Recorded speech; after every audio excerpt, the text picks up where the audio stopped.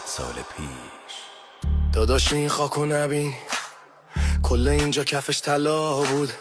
این ستون قد تاریخ دیدنش یه ماجرا بود. اینجا تخت جمشیده، آدرس کل دنیا، حکم کل پادشاه میشد اینجا امضا. پادشاه این زمین گفت کسی حریفم نیست، ولی اونور اسکندر کرده شمشیرش رو تیر.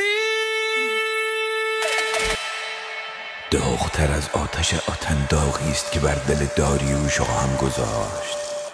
ارتش پارس قدیم آتن و سوزون پای اسکندر رو به اینجا کشوند.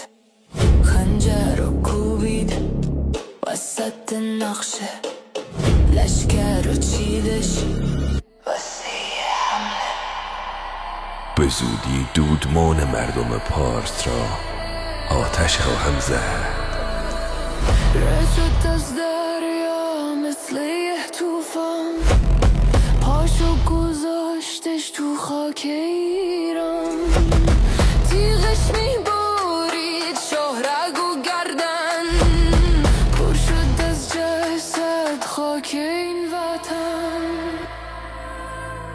فرار داریوش شاه بزدلتان و انتقام من زخمی است ماندگار بر تن پارسیا. خودی رو زدن خنجر رو از پشت، فرار داریوش نگیر ایران و پشت. تخت جمشید رفت توی اسارت، کل کاخو کرد همونجا غارت. آتیش زد و برد هرچی که بود و سوزون تو یک شب تاریخمونو.